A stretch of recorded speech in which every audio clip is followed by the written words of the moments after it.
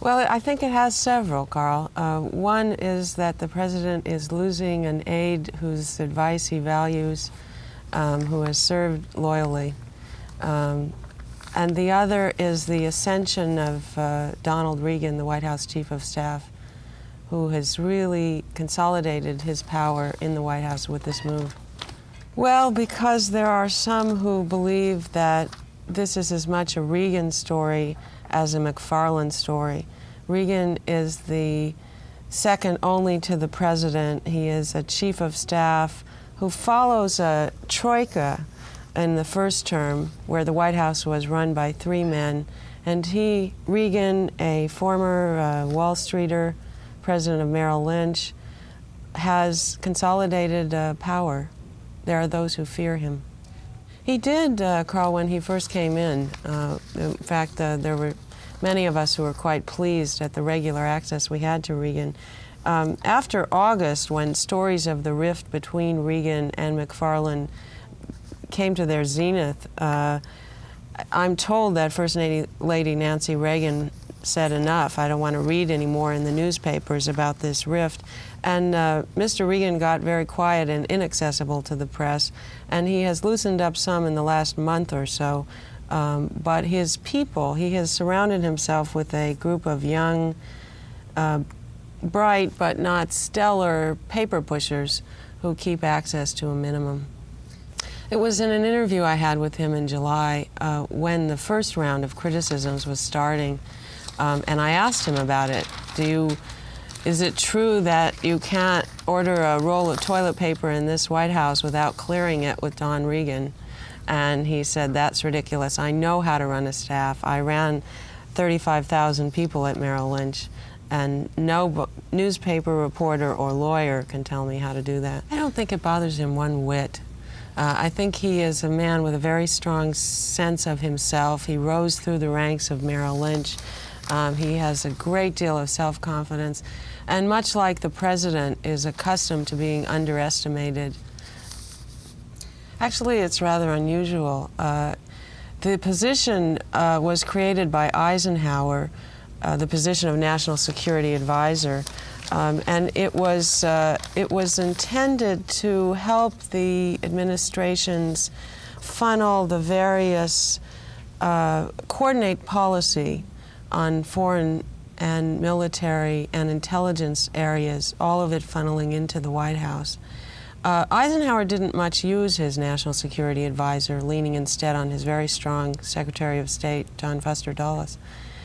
Kennedy did, and since Kennedy's presidency, and from '61 until Reagan's election, there were only 5 men who served in the role, and some of them are names that became quite well known, like Kissinger, Scowcroft. And then Reagan has had 4, so it is unusual to have such a turnover. Reagan himself addressed that question yesterday, saying that he intended to attract to his administration the best people he could, and that some of those people had to take a drop in salary and make other personal sacrifices to serve in government, and that he never expected them to stay for more than 2 or 3 years. McFarlane has told friends that he thought long and hard about when to leave without damaging the continuity of foreign policy. You know, it was McFarlane who authored the Geneva summit. It was his idea to invite Mr. Gorbachev to a summit, and he considered it his baby. And I think he felt that having had a successful run to Geneva, perhaps this was the time before the agenda got set on the next summits. As I recall, there was a bit of a scandal over his accepting gifts. William Clark left because he was weary of government service. Reagan asked him to go over to the Interior Department after James Watt left, and he served in that job too. But I think in both of them, he served with a longing to get back to California. He shares with Reagan a fondness for the ranch. Well, I think there are personal reasons, and that's what he said, for his departure. I think there was a strain on his family because this job requires a lot of 17-hour days. And of late, in fact, McFarlane has been taking his wife to Santa Barbara, and we go out there with the president in hopes of blunting the time away from family. Well, the one thing I would add is that I don't think we'll be seeing a lot of Mr. Poindexter, at least for the short term. I called the press person over at the National Security Council yesterday and asked to be included in a Get Acquainted session, and she said, well, I don't think Mr. Poindexter will be seeing the press anytime soon. But I wanted to add to that, Carl, that that McFarland came in too as a quiet man, who was said to be the perfect number 2 man. He had served under Kissinger, in fact, does a hell of an imitation of Kissinger whenever asked, and became his own man, found his own voice, and became a prominent player in administration foreign policy. It's possible that that will happen with Mr. Poindexter, but given the very strong hand of Don Regan in the background, it's doubtful. No, I don't, and I think the Post is wise to point it out. There is a tendency, I think, to make heroes of those who have just departed. McFarland was, as someone who was privy to his briefings over the years at the White House, he was a rather unusual character who would come out to the White House briefing rooms and talk to the press in an almost professorial air.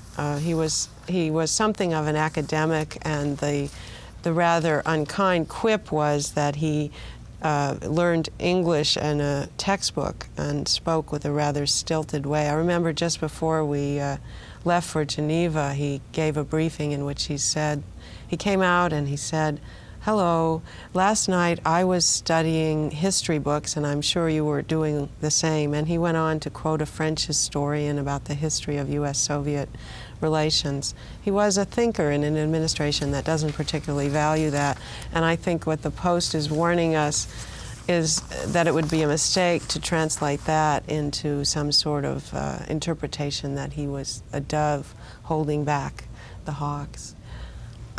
Both. The wonderful thing about the White House is that it provides a window on every issue moving through this town. And there's a very fast pace, and it requires that you become a generalist with a facile ability to grasp issues quickly and of necessity little depth on any one issue. The more difficult thing is that, and I don't think the public sometimes realizes how infrequently the White House press really sees the president, and how much of what we do is based on instinct and intuition and behind-the-scenes conversations with aides who may or may not have their own particular political agendas.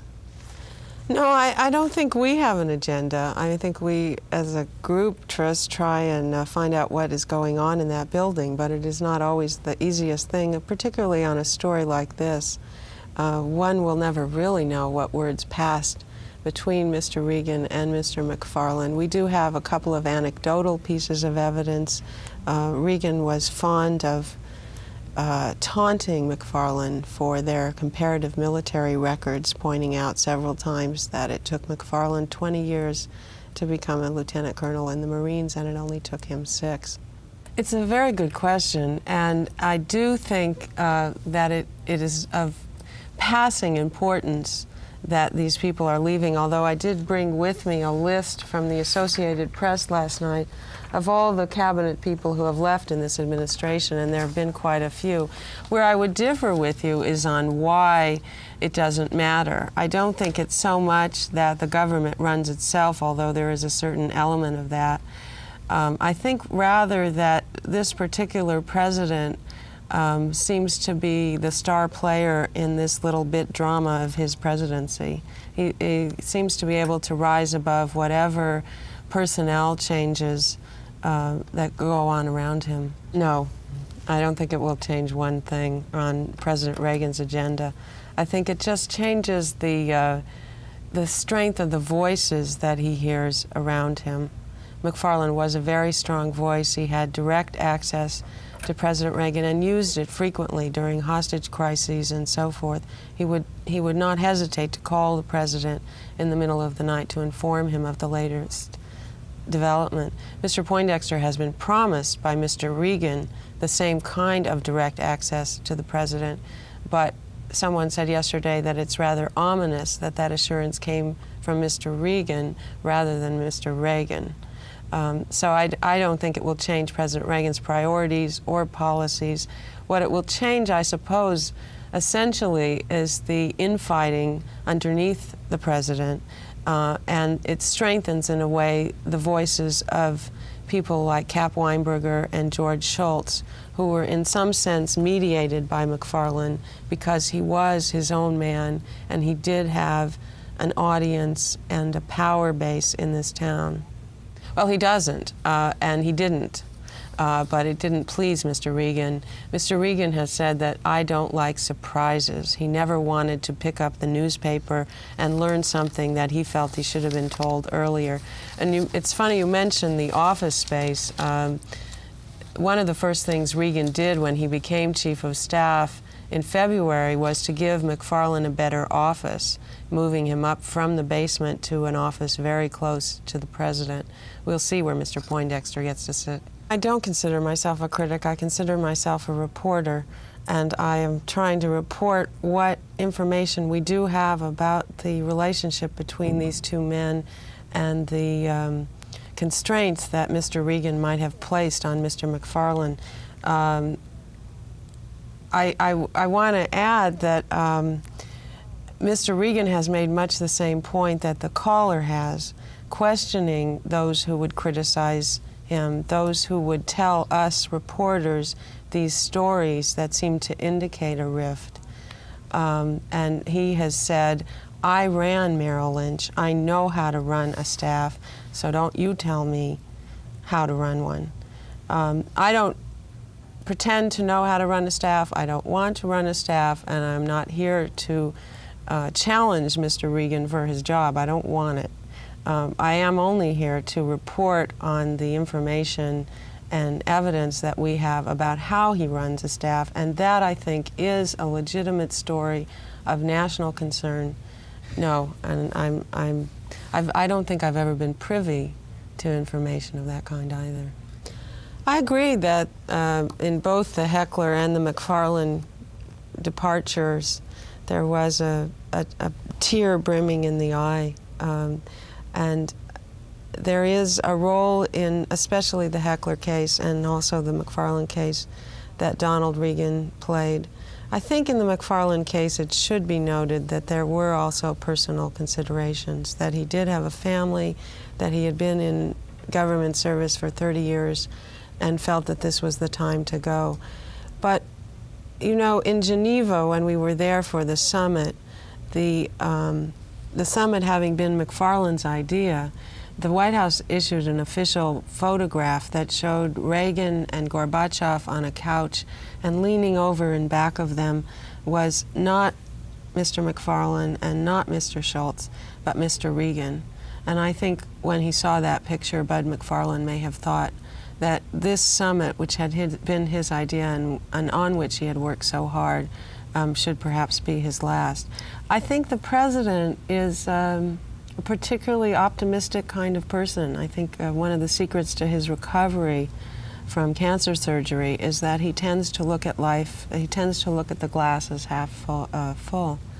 And I think he, until and unless he tells Reagan to stop running the White House the way Reagan chooses to run the White House, I think we can assume that the Chief of Staff has the President's endorsement.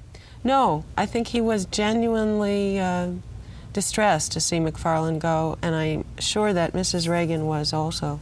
She was quite fond of him. Well, he was asked later, the President was asked later if he would appoint McFarlane ambassador to Japan or elsewhere, as has been rumored, and he said, I'm very willing, but he's the one who wants to leave. He's the one who says he has personal reasons.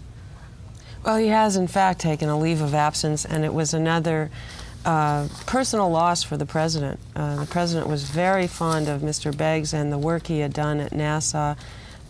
He had really helped underscore the President's feeling that it's morning again in America, with a lot of space shuttle launches that made people feel good about this country, made them feel that we were ahead of the game technologically and that we could do whatever we set out to do. He left on a leave of absence yesterday saying that it is not the first step on the road to the resignation, that he intends to come back, that he is innocent of the charges.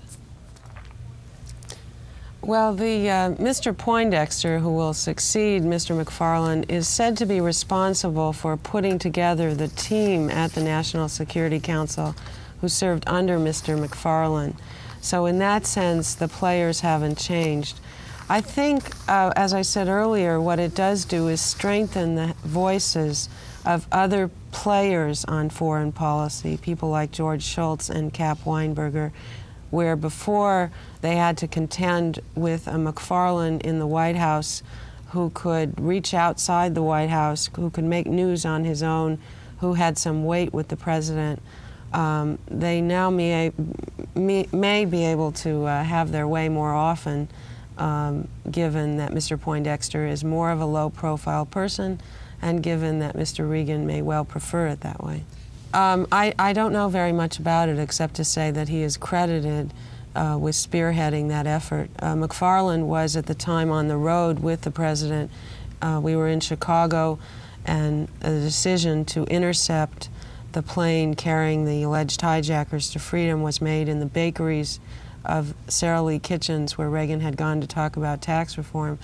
While Reagan and McFarlane were in Chicago, Poindexter was in Washington coordinating it here. No, I don't think so. I don't see how you could say that McFarlane was any less strong than any of the other people around the president on that.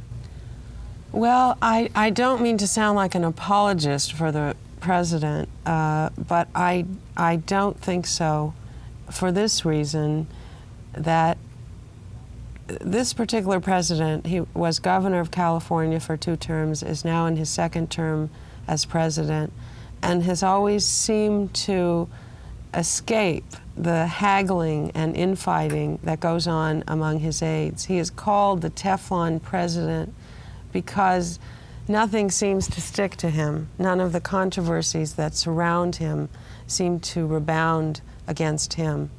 So I think it remains a sort of inside the Beltway fascination with this Donald Reagan and the power that he is accumulating at the White House.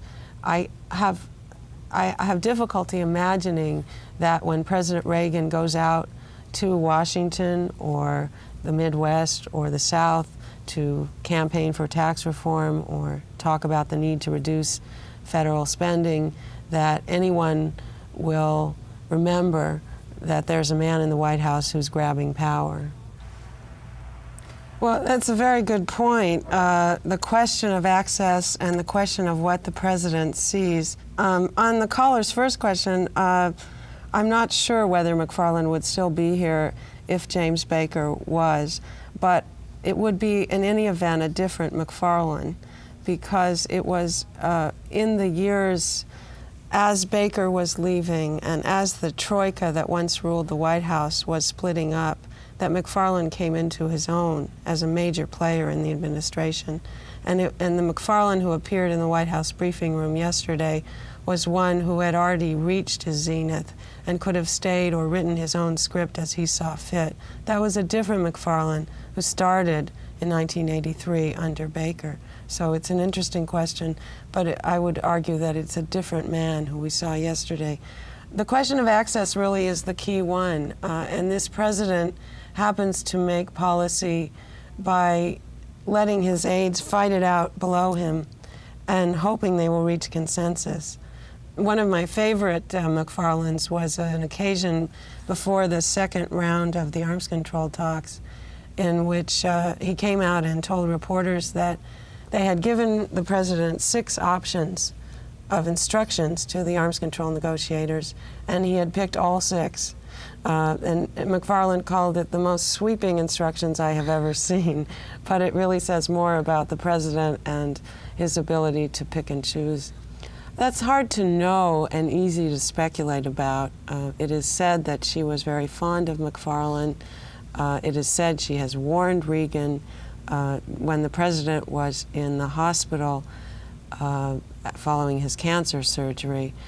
Mr. Reagan wanted to take a helicopter out to Bethesda because he had a very busy schedule, and Mrs. Reagan, the First Lady, who also has a pretty busy schedule, was taking a motorcade out there, the 20 miles to Bethesda, and she told Mr. Reagan that if it was good enough for her, it was good enough for him. I think it's a wonderful point, and I wish that it weren't true. But the problem is, especially on a story like this, that Larry Speaks is not going to come out in the briefing room and answer questions and say, yes, it's true that Mr. Reagan is on a power grab, and yes, Mr. McFarlane and Ms. Heckler were forced out by him. So we are in the unfortunate position, particularly on the White House beat, and I think it is an occupational hazard there, of talking to people who don't want their names in the newspaper and who will only talk to you if you promise not to mention their names. And it is a terrible price we pay for getting the information. It requires us to protect them, and it does disserve the public in the sense that I don't think we often enough investigate the motives of the people who might share information of this nature with us.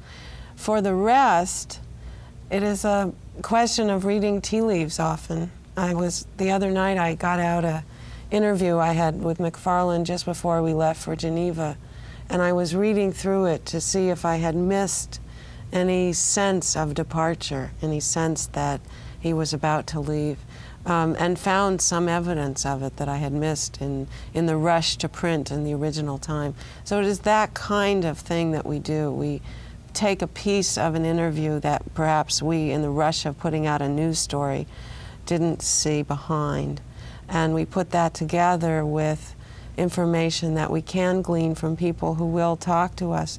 The other interesting thing about the White House is that, unlike Capitol Hill, where access to senators and congressmen and lobbyists and staffers is really quite free and open, the White House is not an open place. Access is limited. This White House at the moment is favoring the Eastern establishment press. They tend to call the Washington Post or the New York Times when they want to plant a story. But because access is so limited, because you have to knock on the door and fight to get in, I have the feeling that people tend to overvalue what they get once they get in the door. And that's one way the White House controls information, but more than controlling information, it's really how the White House manipulates the agenda, the public agenda, for what you do see in the newspaper. There are some people who just enjoy talking and don't want to pay the consequences of their words. So no, it isn't a White House of everybody having a political agenda on every issue. But certainly they have long-term objectives. They have long-term allies. And it amused me yesterday that I got a call very late from a Reagan ally who said that really Mr. Reagan and Mr. McFarlane got along very well. He said, you know, they weren't having a love affair, but they had worked out a smooth working relationship, and that all this talk about Reagan pushing McFarlane out, well, it had to be coming from some disgruntled McFarlane aide. And I said, well, doesn't that prove the point? And he was, you know, we sort of had a laugh over it. His aides did not return my calls yesterday. I had to work very hard to get word to them that I needed to talk to them, which I think is interesting and suggests that his interest in knocking down the story was not tremendous. Well, they are watching it with great concern. Assistant Secretary of State Wolfowitz was on Capitol Hill yesterday talking about what's going on in the Philippines. It is just a very difficult one for this government. They are aligned with Marcos. They are concerned about the insurgents and their great numbers and the military bases that America has there, and what peril might come to them should Marcos fall. And they are really trying to play both sides, in a sense, watching very carefully. But I thought the caller was talking about Reagan's flubs of late, where he welcomed welcomed people to the White House by saying welcome to Singapore, and called Princess Princess Diana, Princess David, and the question, who's in charge, I think is well put. I think one has to say that Don Regan is in charge of the paper flow, of all the option papers and position papers and memos and arguments that are flowing through that White House, and personnel changes and who gets to sit where, who's closer to the president. I think it's still the case that President Reagan has the final veto. I think it may. I know that one of the aides who's closest to him has objected to it and considers the very format an unkind reflection of the president. Some of us who watch the White House feel that Mr. Cannon is quite careful not to pick the worst examples. That's a fun topic of conversation in Washington, where people live and die by these sorts of policy appointment things. It is said that Secretary Pierce of HUD may soon be leaving, but that departure will probably not be pinned on Mr. Regan. That is something that has been coming for a while. Mr. Block's future as Secretary of Agriculture is a topic that you hear at cocktail parties. I don't know whether he's leaving or not. His people tell me that he will survive the current round of the Farm Bill. But I don't think there's anyone left inside the White House apart from the cabinet. You know, Mrs. Heckler was a member of the cabinet. But inside the White House, I think McFarlane is probably the last big one to go. Some of the names have already left.